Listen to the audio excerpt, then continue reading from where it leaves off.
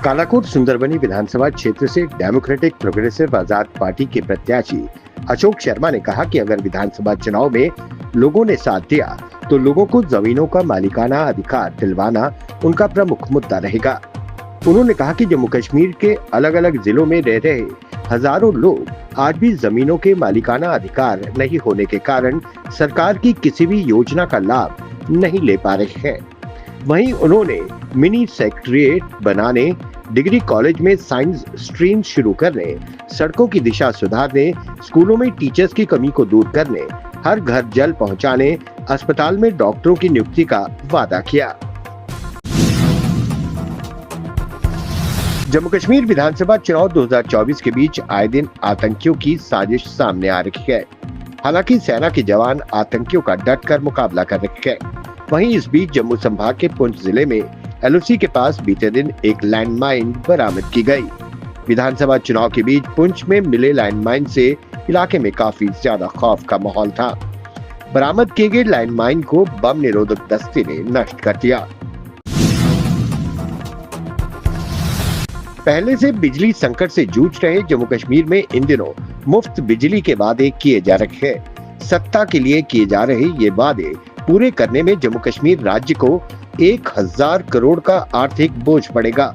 चुनाव के शंखनाद के बीच अधिकतर पार्टियों के घोषणा पत्र में 200 से 500 यूनिट बिजली फ्री देने के वादे किए गए।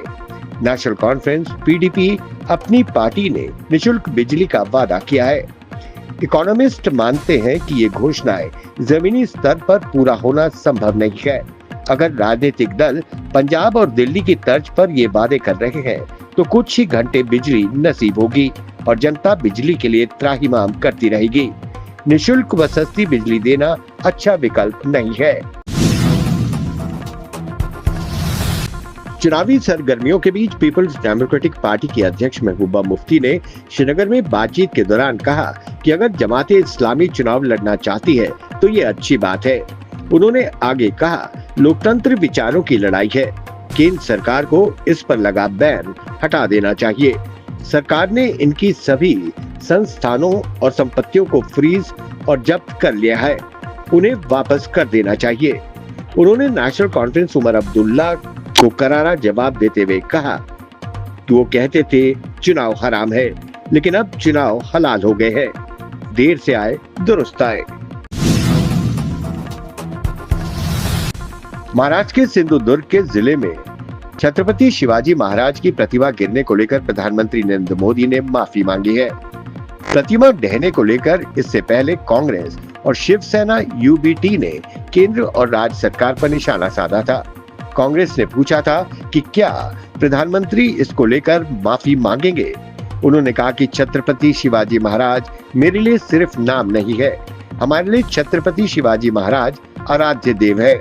पिछले दिनों सिंधुदुर्ग में जो हुआ, मैं सिर झुकाकर मेरे आराध्य देव छत्रपति शिवाजी महाराज के चरणों में माथा रखकर माफी मांगता हूँ। नेशनल कॉन्फ्रेंस के उपाध्यक्ष उमर अब्दुल्ला ने बीते शुक्रवार को कहा कि जम्मू कश्मीर विधानसभा चुनाव के लिए कांग्रेस के साथ चुनाव पूर्व गठबंधन एक आसान फैसला नहीं था, क्योंकि पार्टी को कई सीटों का बलिदान करना पड़ा।